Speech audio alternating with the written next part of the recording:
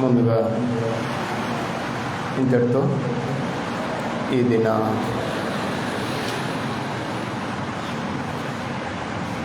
పాటల కార్యక్రమాన్ని మనము ముగించుకుందాం. ఈ దిన ఆరాధన క్రమంలో తరువాయి భాగము వాక్య పఠన ధ్యానంలోనికి మనము అందరం కలిసి నడుద్దాం. కీర్తనల గ్రంథము ఈ దిన వాక్య పట్టణము 143వ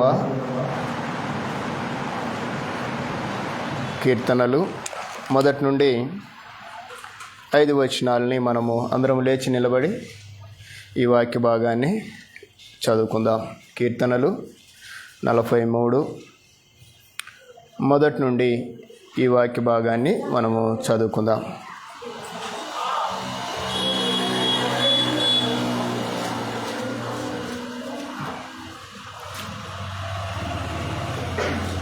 నలభై 1 వచనం.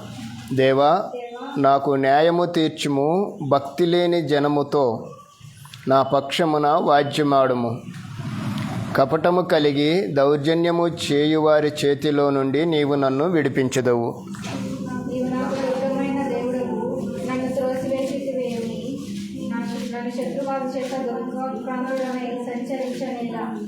నీ వెలుగును నీ సత్యమును బయలు దేరజేయుము. అవి నాకు త్రోవ చూపును. అవి నీ పరిశుద్ధ పర్వతమునకును నీ నివాస స్థలములకును నన్ను తోడుకొని వచ్చును.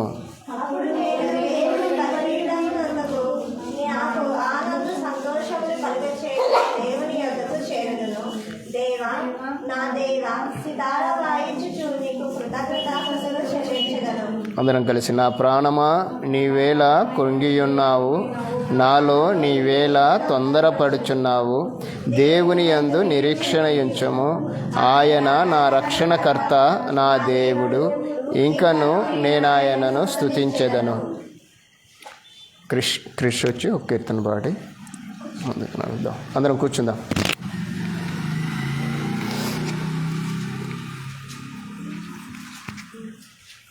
చేయి చేయి కలుపుచు మోజెస్ వెంట నడుచుచు, చేయి చేయి కలుపుచు మోజెస్ వెంట నడుచుచు, ఏకముగా కుడి విమోచన గీతం పాడుచు సైరిగా.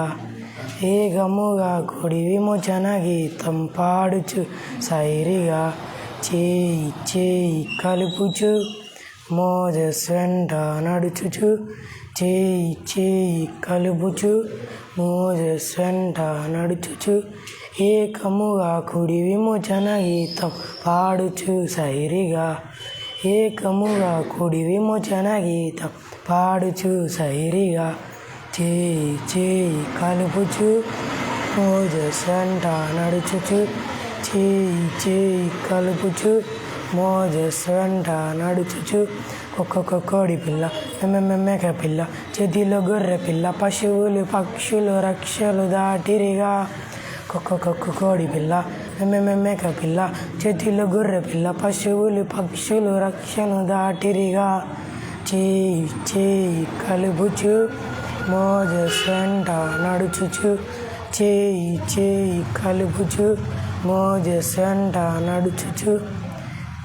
And there was evening and there was morning, there 4 days. James 1:19.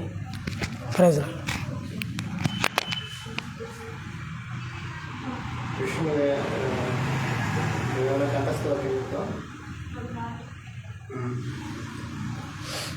పాటలు పాడటం నేర్చుకున్నావా?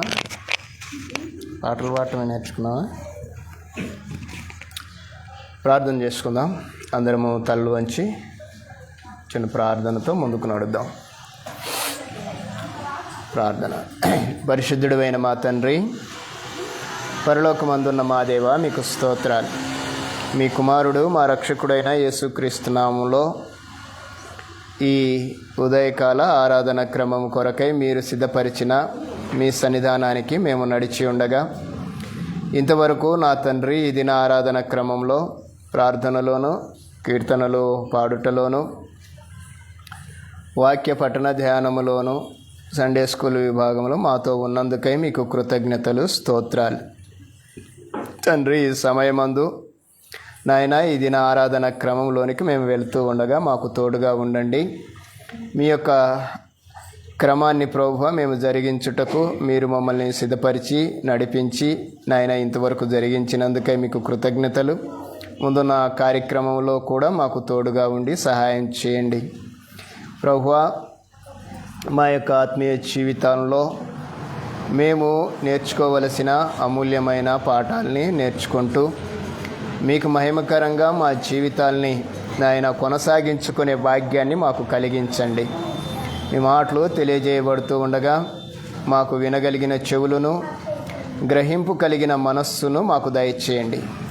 అంత మాత్రమే కాక మీ వాక్యానుసారంగా మేము ప్రవర్తించి మా జీవితాలని ముందుకు నడిపించుకోగలుగునట్లుగాను మరొకరికి మేము నాయన మిమ్మల్ని గురించి తెలియజేయగలిగిన విధంగా మమ్మల్ని అందరినీ ఆత్మీయతలో బలపరిచి స్థిరపరచమని ప్రార్థిస్తున్నాం. సహాయం చేయండి.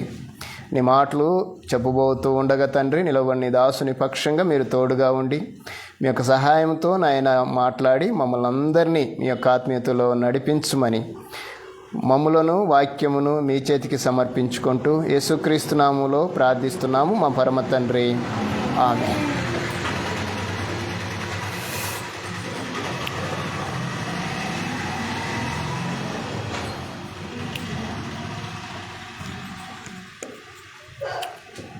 ముందుగా మన పరమ తండ్రి అయిన దేవాతి దేవునికి నా యొక్క స్తుతులు, స్తోత్రములు చెల్లిస్తూ ఉన్నాను. ఈ సమయంలో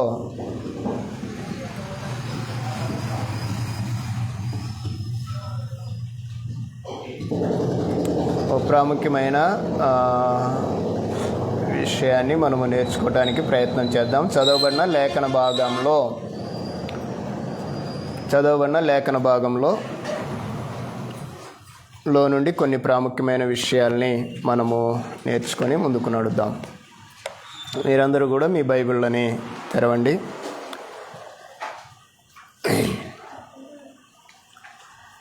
నేటి సమాజంలో దేవుని పిల్లలుగా మనము కలిగి ఉండవలసిన ఆత్మీయ స్థితి గురించి నేను మీతో మాట్లాడటానికి ఇష్టపడుతూ ఉన్నాను.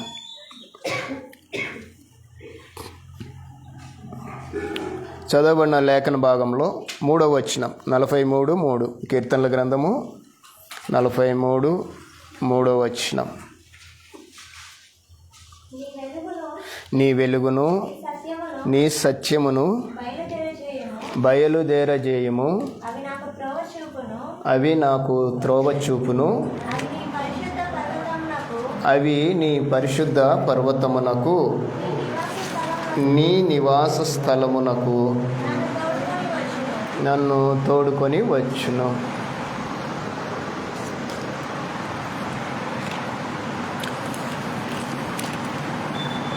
ఈ మాట ధ్యానించే ముందుగా మీకు కొంత కీర్తనల గ్రంథమును గూర్చిన వివరణ మీ ముందుకు తీసుకొని వస్తాను.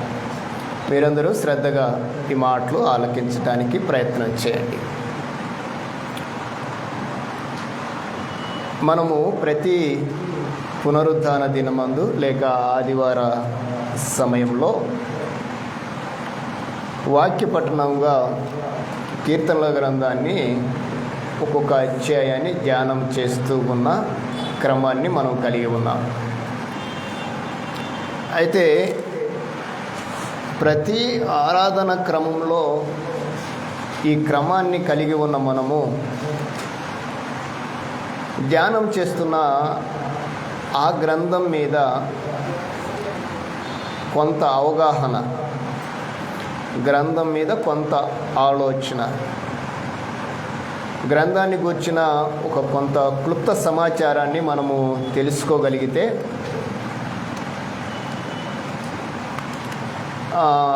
కొంచెం బాగుంటుంది అనేది నా అభిలాష. ఎందుకంటే గ్రంథాన్ని మనము ధ్యానం చేస్తూ ఉంటాం.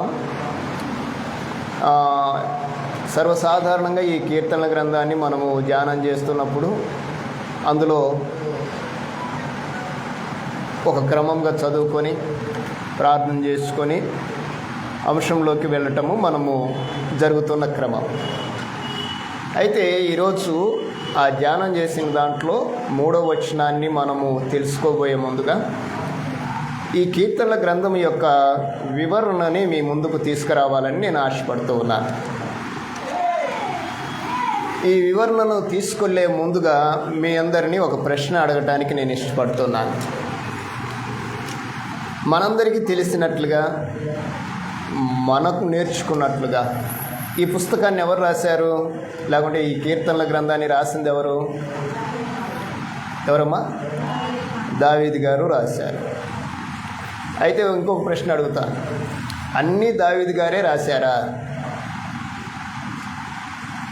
మరి డైరెక్ట్గా కీర్తనల గ్రంథాన్ని ఎవరు రాశారంటే దావీదు గారు రాశారని మనము కన్ఫర్మ్ చెప్తున్నాం.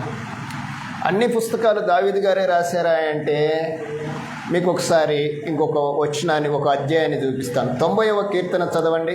90వ కీర్తన తీయండి, చదవద్దు, తీయండి. 90వ కీర్తన.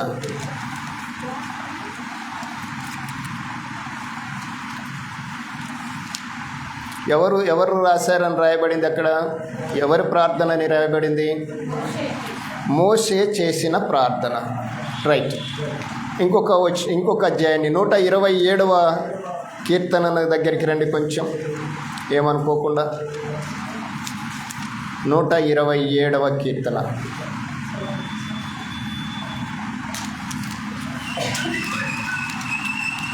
127వ కీర్తనకు ముందు ఏముంది? సొలొమోను కీర్తన అని ఉంది. రైట్.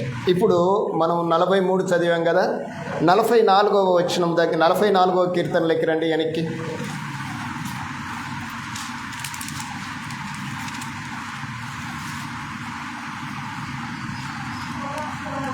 కోరాహు కుమారులు. ఇంకొంచెం వెనక్కి వస్తారా? కొంచెం మాత్రం వెనక్కి రండి. 41 చూడండి. 41 దావీదు కీర్తన. రైట్. అంటే మీకు అలాగ చూపించడానికి గల కారణం ఏంటంటే కీర్తనల గ్రంథాన్ని దావీదు గారు మాత్రమే కాదు, చాలామంది రాసినట్లుగా మనము చూడటానికి ప్రయత్నం చేయాలి. అందుకే సర్వసాధారణంగా మనం చదివేటప్పుడు అధ్యాయాన్ని స్టార్ట్ చేసే ముందుగా 1వ వచనం నుంచి చివరి వచనం వరకు చదువుతాం. అది ఎవరు రాశారు అనేది ఒక్కింత ఆలోచన చేసి చదవగలిగితే మంచిది. కీర్తనల గ్రంథాన్ని గురించి మీకు ఇవ్వవలసిన అవుట్లైన్స్ నేను ఏంటంటే, ఇది వరుస క్రమంలో 19వ పుస్తకం.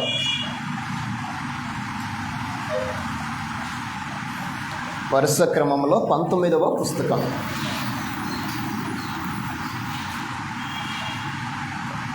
సర్వసాధారణంగా ఈ బైబిల్ అంతటిలో, పుస్తకములన్నింటిలో కూడా పెద్ద పుస్తకం అని చెప్పచ్చు. పెద్ద పుస్తకం అని కాకుండా ఎక్కువ ప్రసంగాలు లేకుంటే మనం మాట్లాడుకోవటానికి అర్థమయ్యే రీతిలో వివరంగా ఉండబడిన గ్రంథంగా దీన్ని మనం చూస్తాం. ఈ పాటలన్నీ కూడా దాదాపుగా యూదులు పాడిన పాటలే.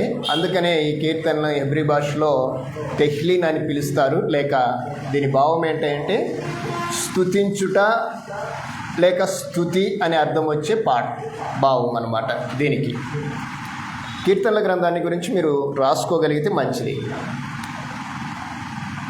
దీని యొక్క అర్థం ఏంటంటే కీర్తనల గ్రంథాన్ని హెబ్రీ భాషలో తెహ్లీన్ అని అంటారు. దీని భావం ఏంటంటే స్తుతి లేక స్తుతించుట అనే భావం వస్తుంది. ఇది 19వ పుస్తకము. ఇందులో ఎన్ని అధ్యాయాలు ఉన్నాయి, ఎన్ని కీర్తనలు ఉన్నాయని మనము చదువుతున్నాము. ఎన్ని కీర్తనలు ఉన్నాయి? 150 కీర్తనలు ఉన్నాయి. ఈ 150లో ఒక చిన్న కీర్తన ఉంది, ఒక పెద్ద కీర్తన కూడా ఉంది. చిన్న కీర్తన వచ్చేసి 117వ కీర్తన 2 వచనాలే ఉంటాయి. 119వ కీర్తన ఉంది, అందులో ఎన్ని వచనాలు ఉంటాయమ్మా? 119లో ఇది అవుట్లైన్స్ అన్నమాట. 176 వచనాలు ఉంటాయి. అంతేనా? అంతే ఉన్నాయమ్మా? ఎక్కువ ఉన్నాయా? అంటే 119వ కీర్తన ఈ పుస్తకంలో లేకపోతే ఈ గ్రంథంలో పెద్దది. ఈ పుస్తకంలో చిన్నది ఏంటంటే 117వ కీర్తన. వాస్తవంగా చెప్పాలంటే బైబిల్ అంతట్లో చిన్న పుస్తకం ఏంటంటే 117వ కీర్తనే. రైట్. దీని గురించిన క్లుప్త సమాచారం అది. 150 అధ్యాయాలు, చిన్న అధ్యాయం ఉంది, పెద్ద కీర్తన ఉంది, చిన్న కీర్తన ఉంది. అయితే మొత్తము వచనాలు వచ్చేసి ఇందులో 2461 వచనాలు ఉన్నాయి. ఇందులో 2461 వచనాలు ఇందులో రాయబడి ఉన్నాయి. అంటే చరణాలు అంటారు, వచనాలు అని పిలుస్తారు. ఈ పుస్తకాన్ని లేకుంటే ఈ గ్రంథాన్ని 5 భాగాలుగా విభజించడం జరిగింది. ఈ పుస్తకాన్ని 5 భాగాలుగా, మీరు బైబిల్ చదువుతుంటే ఈ కీర్తనగిన ఖచ్చితంగా చదువుతూ ఉన్నట్లయితే ప్రథమ స్కందము అని ప్రారంభించబడి ద్వితీయ స్కందము, తృతీయ స్కందము, చతుర్థ స్కందము, పంచమ స్కందము అనే దాంతో ఈ 5 భాగాల్ని ఈ కీర్తనల గ్రంథంలో మనం చూస్తాం. ఈ 5 భాగాల్ని ఎక్కడి నుంచి ఎక్కడి వరకు అనిగిన మనం ఆలోచన చేస్తే మీకు నేను కొంత అవుట్లైన్ ఇస్తున్నాను, చూడండి. మొదటి భాగం వచ్చేసి 1వ కీర్తన నుంచి 41వ కీర్తన వరకు మొదటి భాగము అంటారు, లేకుంటే ప్రథమ స్కందము అని పిలిచారు. ఈ పుస్తకం అది ఆదికాండమును పుస్తకమునకు గల సాదృశ్యముగా ఉంది. ఇందులో ప్రాముఖ్యమైన అంశం ఏంటంటే దేవుని యొక్క సార్వభౌమత్వము దీని యొక్క ప్రాముఖ్య ఉద్దేశం. దేవుని యొక్క సార్వభౌమత్వము, ఆత్మీయ సారాంశం ఏంటంటే ప్రారంభము, ప్రభు సన్నిధికి చేరే ప్రార్థనల ప్రారంభము. మొదటి స్కందములో ఉండబడిన అర్థము మొదటి కీర్తన నుండి 41వ కీర్తన వరకు ఆ కీర్తనల యొక్క సారాంశం ఏంటంటే దేవుని యొక్క సార్వభౌమత్వము అని అర్థం. ఇకపోతే 2వ భాగం ద్వితీయ స్కందము 42 నుండి 72 కీర్తనల భాగం వరకు, ఇది నిర్గమకాండానికి సాదృశ్యంగా ఉంది. మనం బైబిల్ని చాలా జాగ్రత్తగా ఆలోచన చేద్దాం. ఈ కీర్తనలో 5 స్కందాలు ఉన్నాయి. మొదటి భాగం వచ్చేసి ఆదికాండము అనే పుస్తకానికి సాదృశ్యంగా ఉంది. ఆ భాగము దేన్ని చూపిస్తుంది అంటే దేవుని యొక్క సార్వభౌమత్వాన్ని చూపిస్తుంది. ఇక 2వ భాగము నిర్గమకాండాన్ని చూపిస్తుంది. అయితే ఇందులో ఉండబడిన అంశం ఏంటంటే దేవుని విడుదల శక్తి. అంటే నిర్గమకాండంలో ఏమి జరిగిందో దాన్ని గూర్చిన భావాన్ని ఇక్కడ చూపిస్తున్నట్లుగా మనం చూస్తాం. అంటే ఒక జాతిని పిలచటము, లేకుంటే ఇశ్రాయేలు యొక్క ప్రార్థనకు కావలసిన ఆవశ్యకతను తెలియచేయటం. ఇది ద్వితీయ స్కందము లేకుంటే 2వ భాగం. ఇక 3వ భాగం తృతీయ స్కందము, ఇది 73 నుండి 89 వచనాల వరకు ఉంటుంది. ఇది లేవియకాండాన్ని చూపిస్తుంది. ఇది లేవియకాండాన్ని చూపిస్తుంది. అంటే లేవియకాండము అనే పుస్తకానికి సాదృశ్యముగా ఉండబడిన గ్రంథము ఎక్కడన్నా ఉంది అంటే ఇదిగో కీర్తనల్లో 73వ కీర్తన నుంచి 89వ కీర్తనల వరకు ఉంది అని మనము ఖచ్చితంగా చెప్పవచ్చు. దీని యొక్క ఆత్మీయ సారాంశం ఏంటంటే జీవించటానికి కావలసిన నియమములు, ప్రార్థన, అధికారం. అంటే లేవియకాండం ఏమి చూపించిందో అదే మాదిరిని అదే క్రమాన్ని కీర్తనల గ్రంథంలో కీర్తనకారులు దాన్ని క్రోడీకరించారు. ఎలా క్రోడీకరించారంటే అది పరిశుద్ధాత్మ ప్రేరేపణ వలన జరిగిందే కానీ మరొక విధంగా కాదు అనేది కూడా మన మైండ్లో పెట్టుకోవాలి. అంటే తృతీయ స్కందము ఎక్కడి నుంచి ఎంతవరకు అంటే 73 నుండి 89 వరకు. ఇకపోతే నాలుగవ భాగం వచ్చేసి చతుర్థ స్కందము అని అంటారు. ఇది ఎక్కడి నుంచే అంటే 90 నుండి, ఇక్కడ 96 అని పడింది, 90 నుండి 106వ కీర్తన వరకు చతుర్థ స్కందం. ఇక్కడ ప్రింట్లో 96 అని ఉంది, మీరు అక్కడ 96 అనుకోకండి. 90 నుండి 89 వరకు తృతీయ స్కందం అయితే చతుర్థ స్కందం వచ్చేసి 90 నుండి 106 వరకు. మరి ఇప్పటి వరకు మనము ప్రథమ స్కందము ఆదికాండాన్ని చూపించింది, ద్వితీయ స్కందము నిర్గమకాండాన్ని చూపించింది. ఇప్పుడు తృతీయ స్కందము లేవియ కాండాన్ని చూపించింది. ఇప్పుడు 4వ భాగం ఏ కాండాన్ని చూపించింటో చెప్పండి క్రమంలో. ఏ కాండం అయి ఉండొచ్చు? సంఖ్యాకాండం. రైట్, యాజ్ ఇట్ ఈజ్గా అదే. అంటే ఈ 4వ భాగం ఏం చూపిస్తుంది అంటే సంఖ్యాకాండాన్ని చూపిస్తుంది. మీరు బైబిల్లో చూస్తే 90వ కీర్తనలో 12వ వచనంలో కీర్తనకారుడు మోషే ప్రార్థన చేస్తూ ఏమంటాడంటే, అయ్యా మా దినములు లెక్కించుట మాకు నేర్పుము. దానికి ముందు ఏం కావాలంటే మాకు జ్ఞాన హృదయము ఇవ్వటానికి ప్రయత్నం చేయి, అంటే మాకు జ్ఞాన హృదయం కలగచేయి, మా దినములు లెక్కించుట మాకు నేర్పుము అనే మాటలతో మన దిన ప్రయాణము, మా ఆయుష్కాలము అంతా కూడా అక్కడ 90వ కీర్తనలో నుండి ప్రారంభమవుతుంది, మానవుని యొక్క జీవన శైలి.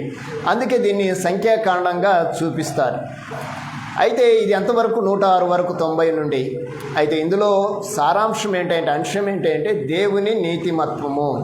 అంటే ఆత్మీయ సారాంశం ఏంటంటే గృహ నివాసకులకు వాగ్దానములు, ప్రార్థన అవసరత, దీవెనలు ఇందులో ప్రాముఖ్యత. ఇకపోతే 5వ భాగము పంచమ స్కందము అంటారు. ఇది ద్వితీయోపదేశ కాండానికి సాదృశ్యంగా ఉంది. ఇది 107 నుండి 150 కీర్తన, 150 వరకు అంటే చివరి వరకు ఈ భాగాన్ని మనం చూస్తాం. అయితే ఈ ద్వితీయ దేశం కాండంలో ఏమైతే దేవుడు ఇశ్రాయేలీలతో బయలుపరిచాడో అదే మాటల్ని లేకుంటే అదే విషయాల్ని కీర్తనల రూపంలో దేవుడు ఈ విషయాల్ని ఇందులో తెలియజేశాడు. అదేంటంటే దేవుని నమ్మకత్వం, విడువని ప్రేమ. దేవుని నమ్మకత్వము, విడువని ప్రేమ. ఆత్మీయ సారాంశం ఏంటి? గృహానికి చేరడానికి ముందు చివరి మాటలు, ప్రార్థన, ఆత్మీయ ప్రయాణము. అంటే ఈ 5 విషయాల్లో అతి ప్రాముఖ్యమైనది ఏంటంటే ఈ చివరి భాగమే. ఇశ్రాయేలీలు వాగ్దానానికి దేశానికి చేరటానికి చివరిది పుస్తకము, లేకుంటే మోషే నాయకత్వానికి చివరి పుస్తకము ద్వితీయోపదేశకాండము ఎలాగనో ఈరోజు దేవుని పిల్లలుగా మన యొక్క ఆత్మీయ ప్రయాణాన్ని లేకుంటే మన ఆత్మీయ ప్రయాణాన్ని కొనసాగించడానికి చివరి మాటలు లేకుంటే చివరి పుస్తకముగా ఈ పంచమ స్కందం ఉంది. అయితే ఈ కీర్తనలో కొన్ని ప్రాముఖ్యమైన విషయాలు ఉన్నాయి. సంగీతాలను గురించి ఉన్నాయి, రకరకాల రాగాలను గురించి ఉన్నాయి. ఏ పాట ఎలా పాడాలి, ఏ కీర్తన ఎలా పాడాలి, ఏ కోణంలో పాడాలి అనేటి చాలా ప్రాముఖ్యమైన కీర్తనలు ఉన్నాయి. అవి దాదాపుగా మనకు తెలియదు. చాలా కీర్తనలు ఎట్లా పడితే అట్లా మనం అనుకున్నట్లుగా పాడతాం. కానీ ఆ రోజు యూదులు ఆ కీర్తనల్ని ఏ కోణంలో పాడారో, ఏ విధానంలో పాడారో మనము ఒకంత ఆలోచన చేయాలి. మనము ఏ విధంగా వాటిని ఆలోచన చేయాలి అంటే సర్వసాధారణంగా నేను 2 విషయాలు మీకు చెప్తాను. నేను ఒక మాదిరి కోసం మాత్రమే చెప్తున్నాను, ఇది క్రమం అయితే కాదు. మనం క్రిస్మస్ పండుగ చేసుకుంటాం. క్రిస్మస్ పండుగ రోజు ఏం పాట పాడతాం చెప్పండి? ఏం పాట పాడతాం? రైట్, చింతలేదిక యేసు పుట్టెను వింతగను బేత్లెహేమందున అనే పాట ఎలా పాడతాం మనము? భయంతో పాడతామా, లేకుంటే దుఃఖంతో పాడతామా, లేకుంటే వేదనతో పాడతామా, సంతోషంతో పాడతామా? రైట్. అంటే ఒక పాటను, ఆ పాటను ఎలా పాడాలనో మన ఆలోచన ఉంది. ఎలా పాడాలి దాన్ని? ఏడుస్తూ పాడకూడదు, బాధపడుతూ పాడకూడదు, అలాగని కోపంతో కూడా, చెప్పండి, కోపంతో కూడా పాడకూడదు. అంటే ఆ రోజు యూదులు ఈ కీర్తనల్ని ఏ కోణంలో పాడారో ఒకంత మనం అర్థం చేసుకోవడానికి మనం ఇప్పుడు జరిగిస్తున్న కీర్తనలు ఉన్నాయి. ఇప్పుడు క్రిస్మస్కి ఆ పాట పాడాం. అలాగనే ఇప్పుడు నూతన సంవత్సరం రోజు న్యూ ఇయర్కి ఏ పాట పాడతాము? కొత్త ఏడు మొదలు పెట్టెను అనే పాట పాడుతాం కదా, అది కూడా సంతోషంగానే పాడతాం. రైట్. ఇంకో పాట నేను చెప్తాను. మనం సర్వసాధారణంగా మనిషి చనిపోయినప్పుడు ఏ పాట పాడతాం చెప్పండి? అది కూడా సంతోషంగా పాడతాం. మనిషి చనిపోయినప్పుడు ఏం పాట పాడతాము అమ్మా? ఆ పాట ఎలా పాడతాము? సంతోషంగా పాడతామా, ఒకంత బాధతో పాడతామా, వేదనతో పాడతామా? అంటే ఆ సందర్భాన్ని బట్టి ఆ పాటను మనము పాడటానికి ప్రయత్నం చేస్తాం. అంటే మన పాటలు ఎలా ఉన్నాయి అంటే సందర్భానుసారముగా ఉంటాయి. సందర్భాన్ని బట్టే మనం పాటలు పాడతాము. ఆ సందర్భాన్ని మించి మరొక పాట పాడము. చనిపోయినప్పుడు చింతలేదు ఇక యేసు పుట్టెనని పాడము, లేకుంటే క్రిస్మస్ రోజు లేచినాడురా సమాధి అని మాట కూడా పాడు. అంటే మన పాటలు సందర్భానుసారంగా ఉంటాయి, మన భావోద్వేగానికి క్రమీకరించి ఉంటాయి. సంతోషంలో సంతోషకరమైన కీర్తనలు పాడతాము, భావోద్వేగంలో భావోద్వేగమైన కీర్తనలు పాడతాము, దుఃఖములో దుఃఖ సంబంధమైన కీర్తనలు పాడతాము. కొన్ని హెచ్చరిక కీర్తనలు ఉంటాయి. కొన్ని హెచ్చరిక కీర్తనలు. ఎలాంటి కీర్తనలు అంటారు? హెచ్చరిక కీర్తనలు. అమ్మా, రాకడ సమయంలో కడబూర శబ్దముతో యేసుని చేరుకునే విశ్వాసం నీకుందా? ఈ హెచ్చరిక కీర్తనలు.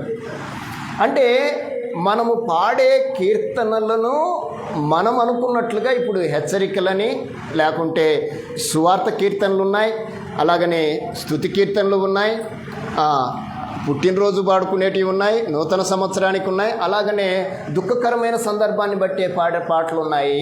అంటే వాటి యొక్క పాడే క్రమాలు, భావోద్వేగాల్ని ఆ రోజు ఆ యూదులు వాటి యొక్క రాగాల్ని మెన్షన్ చేశారు. మీరు డిక్షనరీలో ఈ గిత్తిత్ అంటే ఏంటో, లేకుంటే ఎదుగుతును అంటే ఏంటో, ఈ వాయిద్య విశేషాలు అంటే వాయిద్యము ఒక్కొక్క వాయిద్యం పాడుతూ ఉంటే సంతోషకరంగా ఉంటుంది. మరొక వాయిద్యం మరొక కోణంలో వాయిద్యం వాయిస్తూ ఉంటే కొంచెం బాధకరంగా ఉంటుంది. కొన్ని పాటలు పాడుతూ ఉంటే ఏడుపు వస్తూ ఉంటుంది కదా. ఇలాంటి పాటల్ని ఆ రోజు వాళ్ళు ఒక రాగముతో పాటు తాళం అంటారు. తాళంతో కలిపి పాడిన పాటలు అప్పుడు. ఇప్పుడు రాగం లేదు, తాళం లేదు, అన్నీ డీజే పాటలే. అవునా? మనం ఇప్పుడు పాడే పాటలన్నీ కూడా ఒక వైనము, ఒక క్రమము లేదు. ఆ రోజు పాడిన పాటలకి ఈరోజు పాడుతున్న పాటలకి చాలా వ్యత్యాసం ఉంది. ఆ రోజు పాడిన పాటలు నాటి దైవజనులు, లేకుంటే అప్పుడున్న దేవుని సేవ చేసిన ఆత్మల భారం కలిగిన సేవకులు చాలా కీర్తనలు రాశారు అప్పుడు వాళ్ళు. అందుకే ఇప్పుడు మనకు సర్వసాధారణంగా ఆంధ్ర క్రైస్తవ కీర్తనలు తెలియదు మనకి, అసలు పాడం మనం. అసలు ఆంధ్ర క్రైస్తవ కీర్తనల యొక్క భావాలు, భావయుక్తాలు ఎంత ఆత్మీయతకు ప్రోత్సాహకరంగా ఉంటాయో మనకు తెలియదు. ఇప్పుడు వచ్చిన పాటలన్నీ కూడా రకరకాల వాయిద్యాలతో వాయించి ఆ పాటలను మనం అనుసరించడానికి ప్రయత్నం చేస్తామే కానీ కీర్తనలను వాక్యానుసారంగా రాసిన కీర్తనలు ఈరోజు మనము పాడలేకపోతున్నాం. అదొక రకమైన ఫోబియా మనల్ని పట్టేసింది. నేను మీకు ఏం చెప్తానంటే, నేను ఎప్పుడు పాడినా ఇక్కడ స్టార్ట్ చేసేటప్పుడు ఆంధ్ర క్రైస్తవ కీర్తన, స్తుతి కీర్తనతోటే స్టార్ట్ చేస్తాం. మీరు ఎప్పుడన్నా అడుగుతారేమో అనుకుంటాను, ఏదన్నా మంచి న్యూస్ సాంగ్ పాడొచ్చు కదా అని అంటారేమో అనుకుంటాను. ఎందుకంటే ఆంధ్ర క్రైస్తవ కీర్తనలో ఉండబడిన భావాలు, అందులో ఉండబడిన తాత్పర్యము మన ఆత్మీయతను మరికొంత ముందుకు నడిపించడానికి ప్రయత్నం చేస్తుంది. అలాంటి భావాలను ఆలోచించే నాడు రాసిన కవులే కానీ దేవుని సేవకులే కానీ ఈ కీర్తనని రాయటం జరిగింది. రైట్, ఇప్పుడున్న ఒరవడి అయితే ఈ కీర్తనల భాగంలో మనము నేర్చుకుంటున్న ప్రతి విషయాన్ని చాలా జాగ్రత్తగా ఆలోచన చేసి ముందుకు నడవాలి. ఏ విధంగా ఆలోచన చేద్దాము? ఏ విధంగా ఆలోచన చేస్తే అది మనకు ప్రయోజనకరంగా ఉంటుంది అనిగిన మనం ఆలోచన చేస్తే, ఇప్పుడు మొదటి కీర్తన ఉంది. మొదటి కీర్తనను ఏ విధంగా ఆలోచన చేయొచ్చు మనము?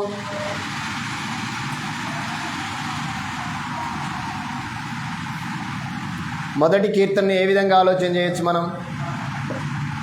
ఏమా, ఇక్కడ కొన్ని కీర్తనలు ఏ విధంగా అవి రాశారో, రాయబడిన మాటలు కొన్ని చూస్తాం మనం. అయితే నేను ప్రతి కీర్తనలో ఉండబడిన భావాల్ని ఒకంత ఆత్మీయంగా ఆలోచన చేస్తే వాటిలో ఉండబడిన సారాంశాన్ని మనం తెలుసుకోవలసిన అవసరత ఉంది అనేది మాత్రం మనం మర్చిపోకూడదు. ఏ విషయంలో? కీర్తనలో. అంటే కీర్తనలో ఎంత సమాచారాన్ని దేవుడు దాచి ఉంచాడో మనం ఆలోచన చేయాలి. సర్వసాధారణంగా మనం ఏమనుకుంటామంటే పంచకాండాలు మొదటి భాగంలోనే అయిపోయాయండి, అది పితరుల యుగం వరకు సరిపోయింది అనుకుంటాం. మనం ఒకసారి ఆలోచన చేయాలి. ఇప్పుడు కీర్తనలో పంచకాండాలను పెట్టేశాడు అంటున్నాం మనం. అంటే పుస్తకము ఎప్పుడు కూడా కంక్లూజన్ కాలేదు. మీరు అనుకోవచ్చు బైబిల్ కన్క్లూజన్ అయింది అని ఎవరైనా చెప్తే, బైబిల్ కన్క్లూజను కాలేదని మాత్రం మీరు మర్చిపోకూడదు. ఎలా చెప్పగలమంటే ఆ మాట బైబిల్లో రాశాడు. ఏమని రాశాడు? నువ్వు ఏమైతే చేసావో ఎన్ని రాయొచ్చు కదా, జరిగిపోయింది ఎంత రాయొచ్చు కదా అంటే, అక్కడ ఉండబడిన ఆ గ్రంథకర్త లేకుంటే ఆ నాయకుడు లేకుంటే ఆ దేవుడు ఏమన్నాడంటే, అలాగ రాయాలనుకుంటే అలాగ పుస్తకము అంతా రాయాలి అనుకుంటే ఆ పుస్తకాల్ని పెట్టడానికి తాను సృజించిన లోకం సరిపోదన్నాడు. మీరు ఒకసారి ఆలోచన చేయాలి. ఈ బైబిల్ని ఇంత ఇంపార్టెంట్గా ఉంచడానికి గల కారణం ఏంటంటే, బైబిల్లో ఇప్పటి కాలానికి ఏదైతే ప్రాముఖ్యమో అదే రాశాడు. ఆయన చేసిందంతా జరిగిందంతా రాయాలి అంటే ఈ లోకం సరిపోదు అని చెప్పాడు. మనం బైబిల్లో చూస్తాం, యోహాను సువార్త చివరి భాగంలో మాట రాయబడి ఉంది. అంటే ఇప్పుడున్న ఈ సమాచారము క్లుప్తమైన చాలా విలువైంది. మనము చదువుకునేటప్పుడు ఏవైనా కనపడితే మనకు అది ప్రాముఖ్యమైంది అని తెలిస్తే దానికి ఐఎంపి అని పెడతాం కదండి. ఐఎంపి అని పెట్టేది గుర్తుందా మీకు చదువుకునేటప్పుడు? తర్వాత విఐఎంపి అని కూడా పెడతాం, తర్వాత వివిఐఎంపి అని కూడా పెడతాం. అంటే 3 భాగాలు. అంటే పుస్తకంలో సమాచారం ఉంది, కానీ అందులో ప్రాముఖ్యమైనది ఇదిగో ఇంపార్టెంట్, ఇది వెరీ ఇంపార్టెంట్, ఇది వెరీ వెరీ ఇంపార్టెంట్ ఇది అనే. ఇప్పుడు దేవుడు కూడా తాను చేసిన లేకుంటే తన సేవకుల ద్వారా రాయించిన మాటల్లో ఏమై రాయించాడంటే ఇంపార్టెంట్ రాయించాడు, వెరీ ఇంపార్టెంట్ రాయించాడు, వెరీ వెరీ ఇంపార్టెంటే రాయించాడు. అంటే అది మనకు సరిపోతుంది. అది అర్థం చేసుకోగలిగితే మనం అనుకున్నట్లుగా బైబిల్ని చదవకూడదు. బైబిల్ని దైవికంగా మనం చదవటానికి ప్రయత్నం చేయాలి. దైవికంగా చదవాలి. దైవికంగా అంటే ఎలా చదవగలము? ఇప్పుడు చదవటం వేరు, ధ్యానించటం వేరు, పరిశీలించటం వేరు, పరీక్షించటము వేరు. ఈ విషయాన్ని మనం బైబిల్ చదివేటప్పుడు చాలా జాగ్రత్తగా, నేనేమంటానంటే బైబిల్ చదివే ప్రతి ఒక్కరము ఒళ్ళు దగ్గర పెట్టుకొని చదవాలి. ఎలా పడితే అలా బైబిల్ని చదవటానికి ఆలోచన రాకూడదు అసలు. బైబిల్ని ఎలా పడితే అలాగా, ఎటు పడితే అలాగా, ఏదో ఇలా తీసి అలాగా చదివే క్రమాలు ఉన్నాయి, కానీ ఇప్పుడు అవి లేవు. చాలా వరకు కొంచెం మెరుగులోకి వచ్చాం మనం. ఎందుకంటే ఒక క్రమంగా చదవటానికి ప్రారంభించుతున్న క్రమంలో ఏదైతే ఒకవేళ ప్రాముఖ్యమైందో అది నోట్ చేసుకునే పద్ధతులు కూడా వచ్చేసాయి ఇప్పుడు మనకి. అందుకే నేను ఎప్పుడు చెప్తుంటాను, బైబిల్ చదివేటప్పుడు ఖచ్చితంగా మన దగ్గర ఒక పెన్ను, నోట్బుక్ ఖచ్చితంగా ఉండాలి. ఎందుకంటే చదువుతూ ఉంటాము, కొన్ని అర్థం కావు, కొన్ని అర్థమవుతాయి, కొన్ని అర్థమైన మన భాషలో అర్థమైనట్లుగా మనం ఆలోచన చేయకూడదు బైబిల్ని ఎప్పటికి కూడా. సర్వసాధారణంగా మనము బైబిల్ని మనము అనుకున్నదే కరెక్ట్ అనుకునే ఆలోచన లేకపోలేదు. ఉందంటారా లేదా అంటారా? మనం అనుకున్నట్లుగా అవును, దుష్టుల ఆలోచన చొప్పున నడవక, పాపుల మార్గమున నిలవక, అపహాసకులు కూర్చుండు చోటు కూర్చుండక, యెహోవా ధర్మశాస్త్రం యందు ఆనందించుచు దివారాత్రములు దాన్ని ధ్యానించువాడు ధన్యుడు. అంటే గ్రంథాన్ని ఎలా ధ్యానించాలి, ఏ కోణములో ధ్యానించాలి అంటున్నాడు అంటే, నీ చుట్టూ కూడా దుష్టత్వము, అపహాసము అనేది కనిపించకూడదు. అంటే నువ్వు చదివే స్థలము ఎలా ఉండాలి అంటే పీస్ఫుల్గా ఉండాలి, అది పరిశుద్ధం అనేది నువ్వు తలంచాలి. మీరు బైబిల్ చదివేటప్పుడు ఎవరైనా శబ్దం చేశారనుకో, బైబిల్ చదువుతూ ఉంటాం కానీ మన మైండ్ ఎక్కడికి వెళ్ళిపోయి ఉంటుంది? నేను ఎర్లీ మార్నింగ్ బైబిల్ చదవాలనుకుంటాను. ఎర్లీ మార్నింగ్ చదివే లోపే, నేను చదువుకుందాం అనుకునే లోపే మా అన్ని డోర్లు తాళాలు వేసింటాం. కానీ పక్కనే మా ఇంటి పక్కన ఆంటీ చీపురు శబ్దం ఎంతగా వస్తుంది అంటే, మనం ఇప్పుడు సౌండ్ పెడితే అతను వచ్చి సౌండ్ ఆపమన్నాడు చూడండి, అలాగ వస్తుంది. ఆ అబ్బాయికి అవకాశం ఉంది కాబట్టి చెప్పాడు, మనకు అవకాశం లేదు కాబట్టి చెప్పలేకపోతున్నాం. ఇప్పుడు నేను చదవచ్చా చదవకూడదా? ఆ డిస్టర్బెన్స్లో ఒకవేళ చదివినా కానీ అది మన మైండ్లోకి అంతగా ఎక్కదు. కనుక పరిశుద్ధ గ్రంథ సమాచారాన్ని మనము ఎప్పటికి కూడా ఇది కంక్లూజన్ అయిపోయింది అనటానికి వీల్లేదు. అందుకే ఈ విషయాలు చెప్తున్నాను. ఏదైతే పంచకాండాల్లో రాయబడిన సమాచారాన్ని మరలా దాన్ని ఎక్కడికి తీసుకొచ్చాడు పరిశుద్ధాత్మ దేవుడే అంటే కీర్తన గ్రంథంలో ఉంచాడు. మీకు అర్థం చేసుకోవడానికి ఆ మాట చెప్తున్నాను. పంచకాండాలని కీర్తనల గ్రంథంలో ఎక్కడెక్కడ పెట్టాడంటే దాన్ని 5 భాగాలుగా విభజించారు. 5 భాగాలనే ప్రథమ స్కందము, ద్వితీయ స్కందము, తృతీయ, చతుర్థ, పంచమ స్కందాలుగా 5 భాగాలుగా ఉంచాడు. 5 భాగాల్ని 5 కాండాలకు సాదృశ్యముగా లేకుంటే పంచకాండాలకి సాదృశ్యముగా పరిశుద్ధాత్మ దేవుడు రాయించాడు. అవేవి దేనికి సమాచారమో మనం ఆలోచన చేసాము ఇప్పటి వరకు. అయితే తెలియచేయబడిన దాంట్లో వస్తూ ఉన్న మనము, నేను ప్రతిసారి చెప్తుంటాను, ఇక్కడికి వచ్చిన మనము ఏదో ఒకటి నేర్చుకునే వెళ్ళాలి. వచ్చి వెళ్ళేవారిగా ఉండకూడదు, కమ్మన్ గోగలాగా. ఏదో ఒక సమాచారాన్ని నేర్చుకోవాలి, అది మన హృదయంలోకి చేర్చుకోవాలి. ఎప్పుడు చేర్చబడుతుంది అంటే మన ఏకాగ్రత, కాన్సన్ట్రేషన్ ఎప్పుడైతే దేవుని మాటల వైపు కేంద్రీకరించబడి ఉంటుందో అప్పుడు దేవుడు ఏం చేస్తాడంటే ఆటోమేటిక్గా మన హృదయాన్ని తెరుస్తాడు. మన హృదయం తెరవబడింది అయితే చెప్పబడిన మాటలు ఆ హృదయంలోనికి వెళ్ళిపోతాయి. అలాంటి స్థితిలో మనము ఉండగలిగితే చెప్పబడే ప్రతి మాట కూడా మన హృదయంలో భద్రంగా దాచబడుతుంది. లేకపోతే ఏం చెప్పానమ్మా గత వారం అంటే మరలా మనం నోట్బుక్ చూడకూడదు. అందుకని ఒక ప్రశ్న అడుగుతాను, గత వారం మీరు ఎవరు రాలేదుగా, రైట్, అడగటానికి ప్రశ్న కూడా లేదు ఇప్పుడు, రైట్. ఏదేమైతేనే గత వారం నుండి దేవుడు మనల్ని క్షేమకరంగానే ఉంచాడు. నేను అనుకున్నాను గత వారంలో ఉండబడిన పరిస్థితిని బట్టి, చిన్న మాట, జ్వరం రాకూడదు అనుకున్నాను నేను, అంతే. జ్వరం రావచ్చు, అది ఇంట్లో ఒక్కరికే రావాలి, అందరికీ రాకూడదు. అందరికీ వస్తే ఆ బాధ ఏంటో, ఆ వేదన ఏంటో అనుభవించిన వాళ్ళకి అర్థమవుతుంది. ఎందుకంటే ఇంజెక్షన్ వేస్తేనో మాత్రలు ఇస్తేనో బాగవుతుంది అనుకుంటాం. అది అంత ఈజీగా బాగయ్యే జ్వరాలు అయితే కాదు. ఎందుకంటే నేను మొన్న హరిత వచ్చి ఇంజెక్షన్ వేసిన హరిత భయపడింది. నేను చాలా బాధపడ్డాను. ఎప్పటికైనా ట్రీట్మెంట్ చేసేటప్పుడు మనం భయపడకూడదు. మనం చేసేది ఏంటంటే బాగు చేయడం కోసమే కాబట్టి భయపడాల్సిన పని లేదు. నేనైనా ఎవరైనా సరే మనం చేసేది ట్రీట్మెంట్ అంటే వైద్యం చేస్తున్నాం, వైద్యాన్ని సాయం చేస్తున్నాం వాళ్ళకి, వాళ్ళు బాగు కావాలని. చాలామంది ఆ కోవలు ఉన్నారు. కానీ అంటే నేను ఎందుకు చెప్తున్నానంటే ఆ పరిస్థితులు అలాగా ఉన్నాయి. అలాంటి జ్వరాలు ఇప్పుడు అంటే అందరికీ జ్వరం వచ్చేసరికి ఆ సిచ్యువేషన్ తర్వాత నేను ఎవరికి ఫోన్ చేసినా అందరికీ జ్వరాలే. కుట్టికి ఫోన్ చేశాను, జ్వరం బాబాయ్ అని చెప్పింది. నేను ఎవరికి ఫోన్ చేసినా జ్వరం అంటున్నారు. అనిపించింది అది వైరల్ ఫీవర్స్ వచ్చాయి చాలా చోట్ల, మనకు తక్కువ. ఒక చిన్న ఊరు గురించి మీకు నేను చెప్తాను.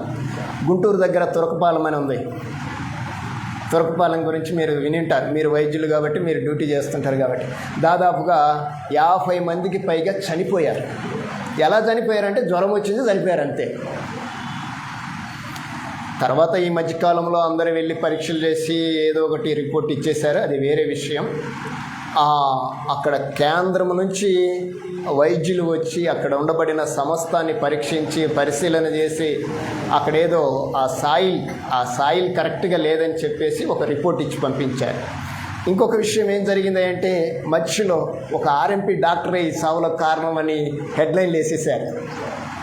సర్వసాధారణంగా ఏ డాక్టర్ కూడా చంపడానికి చెయ్యరు అనే కొంత ఆయనకు సపోర్ట్గా రావడం వలన ఆ ఊరు, ఆ గ్రామము కొంచెం సురక్షితంగా ఉంది ప్రజెంట్ అయితే. అంటే నేను ఎందుకు చెప్తున్నానంటే అనారోగ్య పరిస్థితులు మనుషులని దేని వరకు తీసుకెళ్తాయంటే చావు వరకు కూడా తీసుకెళ్తాయి. కొంత జాగ్రత్తగా ఉంటే మంచిది. దేవుడు మనల్ని ఆయన సన్నిధిలో ఆయన కృపచేత మనల్ని బాగు చేశాడు. టాపిక్ డైవర్ట్ అయిపోయింది. రైట్. బైబిల్ను చదివే క్రమంలో ఈ కీర్తనల గ్రంథాన్ని మనము ధ్యానిస్తూ ఉండగా క్రైస్తవ గ్రంథం 5 భాగాలు. ఆ 5 భాగాలు దేనికి సూచనగా ఉన్నాయి, దేనికి సాదృశ్యంగా ఉన్నాయంటే 5 కాండాలకు సాదృశ్యంగా ఉన్నాయి. అందులో 150 అధ్యాయాలు ఉన్నాయి, 2461 వచనాలు ఉన్నాయి. వీటన్నింటినీ కూడా ఎక్కువ భాగము రాసిన వారు ఎవరై అంటే దావీదు గారు. ఎన్ని కీర్తనలు రాశాడు ఆయన అంటే దాదాపుగా 73 కీర్తనలు రాశాడు. దావీదు గారు రాసిన కీర్తనలు మొత్తం ఎన్ని అంటే 73.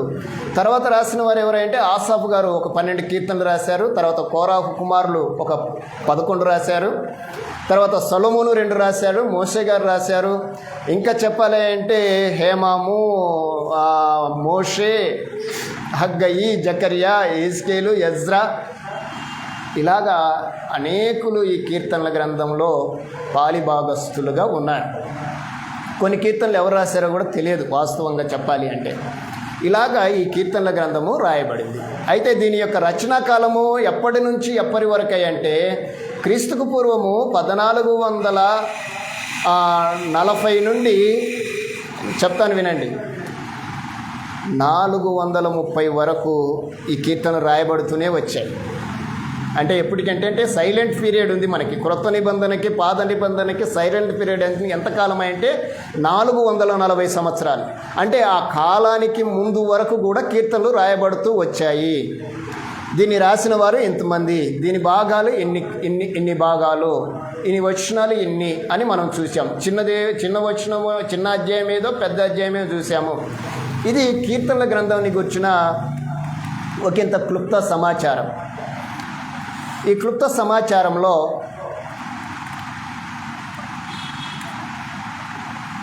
మొత్తం చెప్పడానికి కుదరదు, కానీ మనం చదువుకున్న 43వ కీర్తన 3వ వచనాన్ని ధ్యానించి ముందుకు నడుద్దాం. 43వ కీర్తన 3వ వచనం.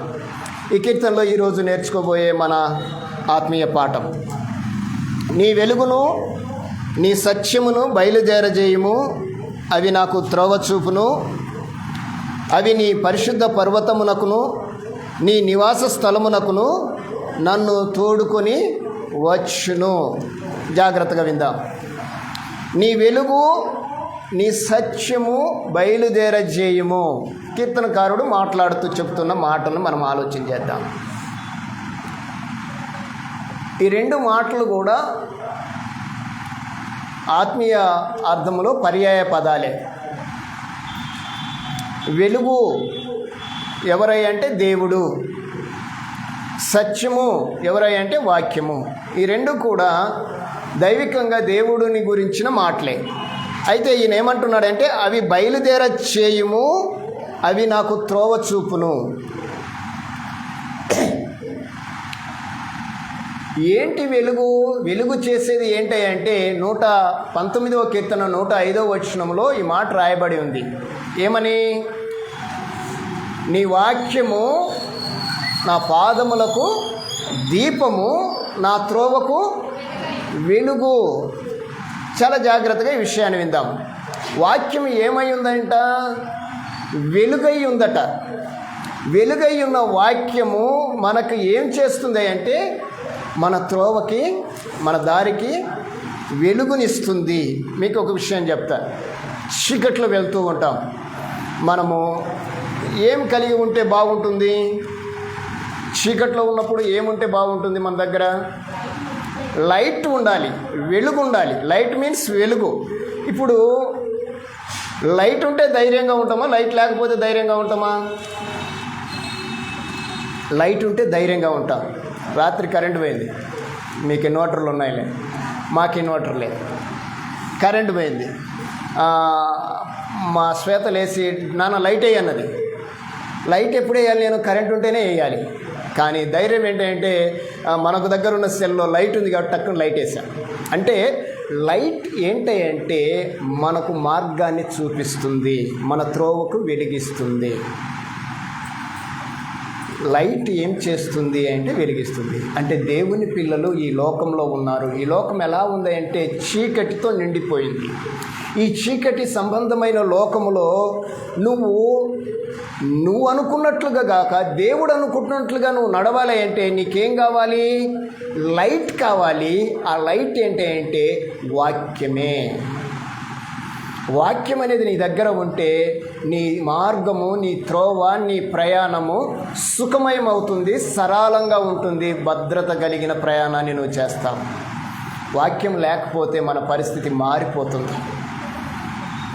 అందుకే దేవుని పిల్లలుగా వాక్యపు వెలుగులో మనము నడవలసిన అవసరత ఉంది. అయితే ఈ వాక్యము మనకు మాత్రమేనా? ఈ వెలుగు మనకేనా? మరొకరికి ఎవరికైనా ఉపయోగపడుతుందా? వాక్యము వెలుగు మనకేనా? మరొకరికి కూడా ఉపయోగపడుతుందా లేదా? యేసుక్రీస్తు ప్రభువు చెప్పాడు, దీపము వెలిగించి ఎక్కడ పెట్టమన్నాడు? ఎక్కడ పెట్టాలమ్మా? ఎక్కడ పెట్టాలి? మంచము కిందైనను కొంచెము కిందైనను పెట్టగాకండి అని చెప్పాడు. మంచము కొంచెము అనేది మనం చాలా జాగ్రత్తగా ఆలోచించాలి. ఈరోజు దేవుని పిల్లలుగా వెలిగించబడిన దీపాన్ని మంచం కింద కొంచెం కింద పెట్టడము నేర్చుకున్నారు. చాలా జాగ్రత్తగా ఈ విషయాలు ఆలోచన చేయండి. దేవుని పిల్లలు వాక్యం తెలుసు, దేవుని పిల్లలకు చక్కగా పాడటం తెలుసు, ప్రార్థన చేయటం తెలుసు, యేసుక్రీస్తు ఈ లోకరక్షకుడని వెలిగెత్తి చెప్పటం తెలుసు. కానీ ఈ వెలిగించబడిన ఈ ఆత్మీయతను వీళ్ళు ఏం చేశారంటే మంచం కింద పెట్టేస్తున్నారు.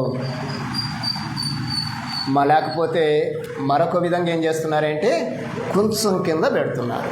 యేసు ప్రభు ఏమైతే చెప్పాడో ఈరోజు దేవుని పిల్లలు అదే చేస్తున్నారు. అంటే ఏం చెప్పాడు?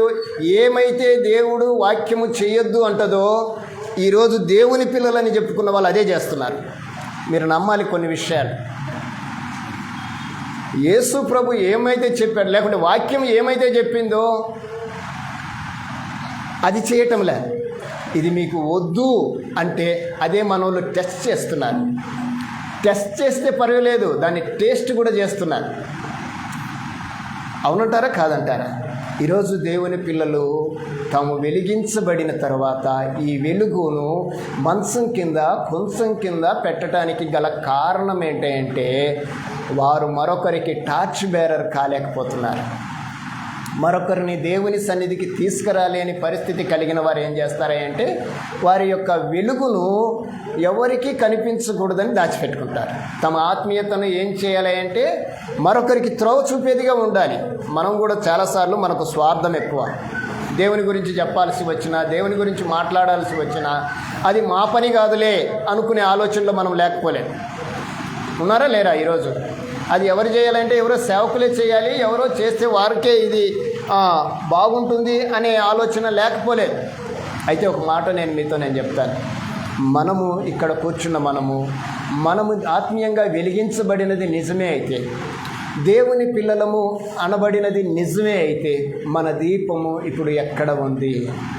ఈయన అంటున్నాడు, నీ వెలుగును నీ సత్యమును బయలుదేరజేయము, అవి నాకు త్రోవ చూపుతాయి అని ఎప్పుడు అన్నాడని చెప్పాము? ఎప్పుడు రాశాడు ఈ కీర్తన అని చెప్పుకున్నాము? 1441 నుండి క్రీస్తుకు పూర్వం 430 వరకు కాలంలో చెప్పిన మాట ఇది. ఇప్పుడు ఎంత ఇయర్ ఎంత? 2025. దాదాపుగా ఒక 3000 సంవత్సరాలకు పూర్వము చెప్పబడిన మాట. ఆ వెలుగు సత్యము బయలుదేరాయి. అవి మనల్ని ఆక్రమించాయి. అయితే ఇప్పుడు మన వెలుగు ఎలా ఉంది? వెలిగించబడి వాక్యానుభవము కలిగిన ప్రభువు చెప్పిన మాటను బట్టి మన దీపస్తంభం మీద ఉందా, లేకపోతే మంచం కింద కొంచెం కింద ఉందా? మంచము దేనికి సూచన అంటే మన యొక్క విశ్రాంతికి. అంటే ఇది ఇది ఇది మన విశ్రాంతి అంటే మన స్వార్థం. నేనే బాగుండాలి, ఇది నాకే తెలియాలి, మరొకరికి తెలియకూడదు, అంతే కదా. ఇప్పుడు ఇది మాస్టర్ బెడ్రూము, అందులో ఎవరు పడుకోవాలి? మాస్టరే పడుకోవాలి, అవునా కాదా? ఇది చిల్డ్రన్స్ బెడ్రూము, ఇది ఎవరు పండుకోవాలి? చిల్డ్రన్స్ పండుకోవాలి. పైన గెస్ట్ బెడ్రూము, అక్కడ ఎవరు పండుకోవాలి? గెస్ట్. అంటే మనం డివైడ్ చేసేసాము. మన ఇంటిని ఎలాగ డివైడ్ చేసామో వాక్యాన్ని కూడా అలాగనే మనం ఏం చేసామంటే వాక్యపు వెలుగును మనము మంచం మీద పెట్టేస్తున్నాం. మంచము మీద కాదు, మంచం కింద పెడుతున్నాం. రెండవది, కొంచెము కింద కూడా పెడుతున్నాం. ఎక్కడ పెడుతున్నాము? కొంచెము అంటే కొలతకు సూచన, కొలుసుకునేది. ధాన్యాన్ని ఒకప్పుడు ధాన్యాన్ని కొలిసడానికి కొలత సూచన ఏంటంటే కొంచెము. ఇప్పుడు దేవుని పిల్లలు, వెలిగించబడిన వారు తమ యొక్క భక్తిని లేకుంటే తమ విశ్వాసాన్ని కొలుసుకోవటం ప్రారంభించారు. కొలుసుకుంటూనే ఉన్నారు. ఎలాగనో తెలిసిన ఆయన పెద్ద సేవకుడు, ఆయన కంటే భక్తి నాకేమీ తక్కువ కాదు, ఆమె బాగా పాడుతుంది, ఆమె కంటే నేను బాగా పాడతాను, ఈమె ప్రార్థన కొంచెం చేస్తుంది, నేను ఎక్కువ చేస్తాను అని వాళ్ళను చూసుకుంటూ కొలుసుకోవటము ఈరోజు క్రైస్తవంలో పరిపాటి అయిపోయింది. ఇప్పుడు మనం కూడా ఏమంటామంటే అయ్యగారు పెద్ద ఆయన కదా, పాస్టర్ గారు పెద్ద ఆయన. దేవుని దృష్టిలో అందరూ సమానం అనే మాట మర్చిపోయాం మనం. సంఘమంతా ఒకటే, ఇందులో ఏ భేదము లేదు, అందరూ సమానమనే మాట మర్చిపోయి మనము కూడా కొలతలు పెట్టేశాం. ఒక్కొక్కరికి ఒక్కొక్క కొలత, అవునా కాదా? అంటే మన ఆత్మీయతని ఎప్పటికీ కూడా కొంచెములతో కొలవకూడదు, కొలతలుగా ఉండకూడదు. దేవుడు నీకే ఆత్మనిచ్చాడో నాకు అదే ఇచ్చాడు. నువ్వే బాప్తిస్మం పొందావో నేను అదే బాప్తిస్మం పొందాను. దేవుడు నాకే జ్ఞానం ఇచ్చాడో నీకు కూడా అదే జ్ఞానాన్ని ఇవ్వడానికి ఆయన సిద్ధంగా ఉన్నాడు. దాన్ని నువ్వు రిసీవ్ చేసుకునే పరిస్థితులు లేవు. కారణం ఏంటంటే వెలిగించబడిన నీవు నీ యొక్క ఆత్మీయతను కొలవటమో లేకుంటే మంచం కిందనో పెట్టడం ప్రారంభించావు. వెలుగుతున్న దీపాన్ని మంచం కింద పెట్టామనుకోండి, ఏమవుతుంది చెప్పండి? ఏమవుతుందమ్మా? మంచం కింద వెలుగుతున్న దీపాన్ని పెడితే ఏమవుతుంది?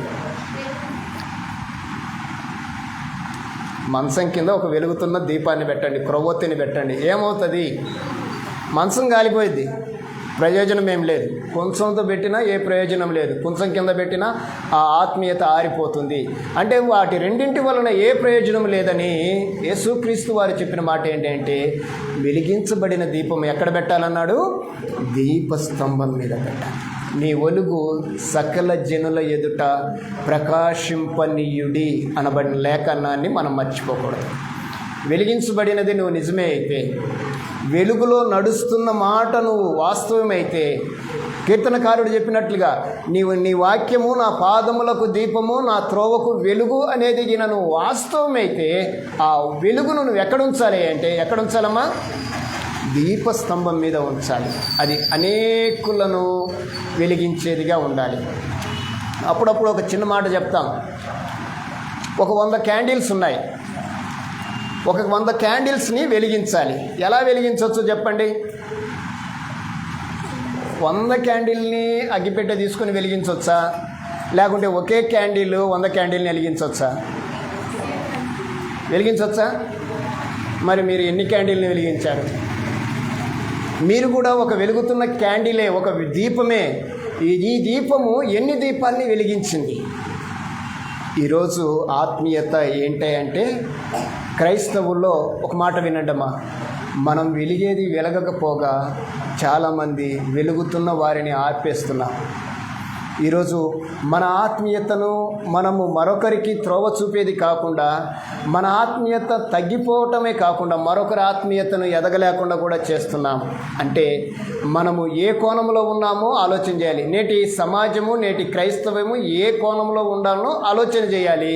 ఆ ఆలోచన చేస్తే ఏం జరుగుతుంది అంటే, నీ వెలుగును నీ సత్యమును బయలుదేరజేయము, అవి నన్ను ఎక్కడికి తీసుకెళ్తాయి అన్నాడు, అవి నాకు త్రోవ చూపుతాయి. వెలుగును గూర్చి మాట్లాడాం. మరి సత్యం అంటే ఏంటమ్మా? వెలుగు అన్నా సత్యమన్నా రెండు పర్యాయ పదాలు అని చెప్పాను. అవి రెండు వాక్యమే. నీ సత్యమందు వారిని ప్రతిష్ఠ చేయము, నీ వాక్యమే సత్యం. ఈరోజు మనము వెలుగుతూ వాక్యానుభవంలో ముందుకు నడవాల్సిన అవసరత ఉంది. అంటే మనము ఆరోగ్యకరమైన వాక్యాన్ని అంగీకరించి ఆరోగ్యకరమైన స్థితిలో మనము ముందుకు నడిస్తే అవి మనకి త్రోవ చూపుతాయి. ఆ త్రోవ చూపించిన తర్వాత మనం ఎక్కడికి వెళ్తామని చెప్తున్నాడు ఈయన? అవి నీ పరిశుద్ధ పర్వతమునకును నీ నివాస స్థలమునకును నన్ను తోడుకొని వస్తాయి. చాలా జాగ్రత్తగానండి. అలాగ మనము ఆ వెలుగును సత్యమును మనము కలిగి జీవిస్తే అవి మనల్ని ఎక్కడికి తీసుకెళ్తాయి అంటే, ఆయన యొక్క పరిశుద్ధ పర్వతానికి, ఆయన నివాస స్థలానికి మనల్ని తీసుకెళ్తాయి. ఈ విషయాన్ని మనం ఆలోచించాలి.